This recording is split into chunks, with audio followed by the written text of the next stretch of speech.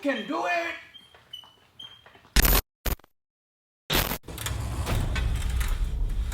Alright, update video. The gym is under construction right now, but I still gotta film a video, and I wanna share a quick drill with you that I call a treadmill for the arms.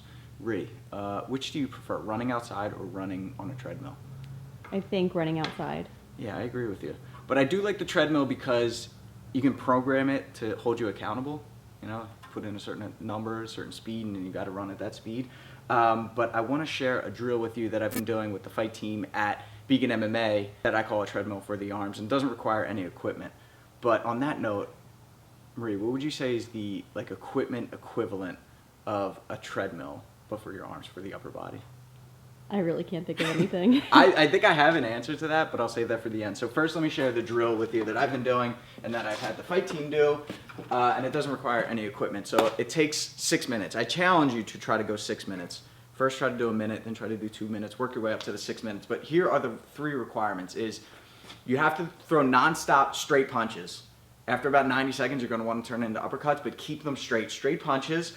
And they have to have good form. So what is good form? Good form is full extension of the arm, full retraction of the arm, bringing it back to guard, and you have to punch at eye level, not chin level. Even that's too low. Have to be punching at eye level. Doesn't matter if you're orthodox or bladed, squared, southpaw. You can turn, you can change, you can add footwork into it, but it's nonstop straight punches, aiming for 6 minutes. And then the third point is each punch, every punch has to be hard enough to break someone's nose. So it's a good way to hold yourself accountable. It's almost like putting in a speed on a treadmill. You have to run that fast. You have to throw enough power behind every punch, hard enough to break someone's nose. How do you find that much power? That's a good question. So I would say it's about the same amount of power to punch and break an apple. We have an apple inside, don't we? Hold on a second, I'm gonna grab that.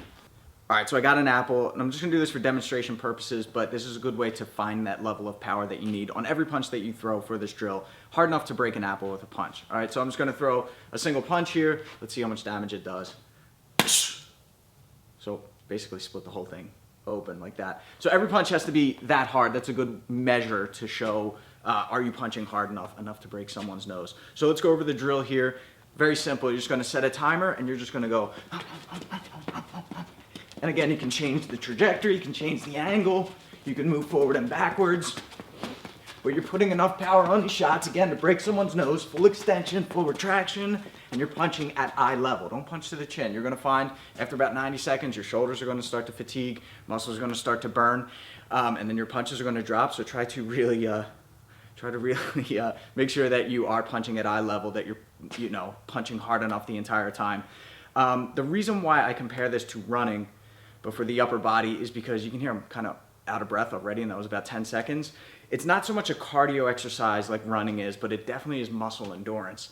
And the reason why we go 6 minutes at Beacon is because an amateur fight is 3 2-minute rounds, right? So it's 6 minutes of active fighting.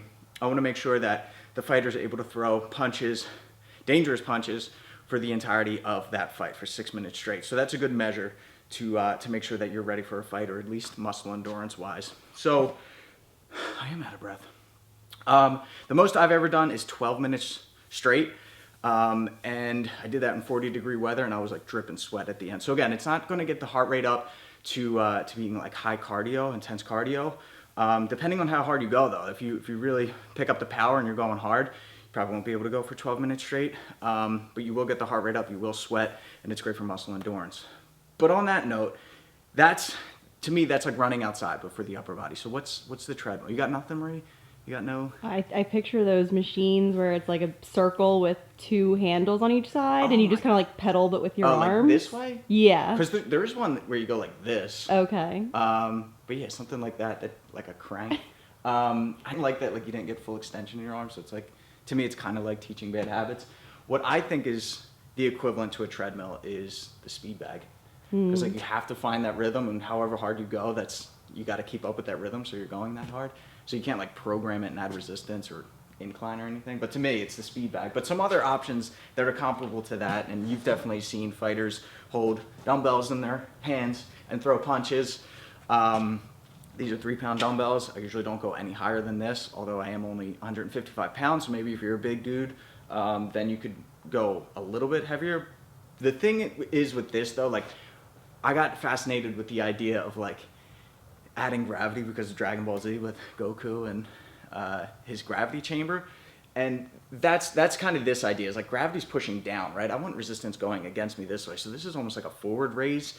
So I was like, all right, I wish I could like do this underwater or something, but that's what resistance bands are for, right? So you're getting the resistance going against the punch, and then you get the repetition in, just doing this over and over and over again. So you got different options. I know I've seen something called a hit axle that Flowmaster was using, and that's pretty cool. You like lay down in a plank position and just pedal it out this way. But again, if you want to get like good repetitions in and you don't need any equipment for it, then try that drill that I call the treadmill for the arms. Again, it's 6 minutes straight. Don't worry so much about speed. Make sure that you're hitting those other requirements, being straight punches at eye level, full extension, full retraction, and hard enough to hit or to break someone's nose before you start concerning yourself with how many punches you're throwing. But I will say that I average 250 punches a minute. So 6 minutes is what, 1,500 punches. So you want that to be 1,500 punches. You're doing over 1,000 reps. You want them to be good repetitions. You want to be enforcing good habits. So making sure that you're, keeping that good form when doing it. So give it a try. I challenge you to do 6 minutes. But again, if that's too much, try 1 minute. Work your way up to 2. Work your way up to 6. And then let me know down in the comments what you would say is the equipment equivalent to a treadmill, but for the upper body. I guess it would be doing a handstand, walking on your hands on a treadmill.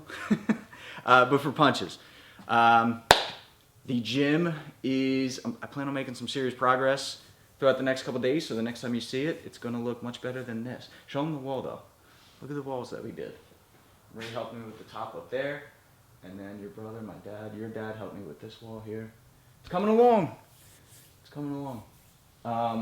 But the Fight Tips Dojo, training center, gym, not sure what I want to call it yet. It's coming along. Until next time, be sure to subscribe to get the fight tips before your opponent does. I'm Shane with the Fight Tips for the Underdog.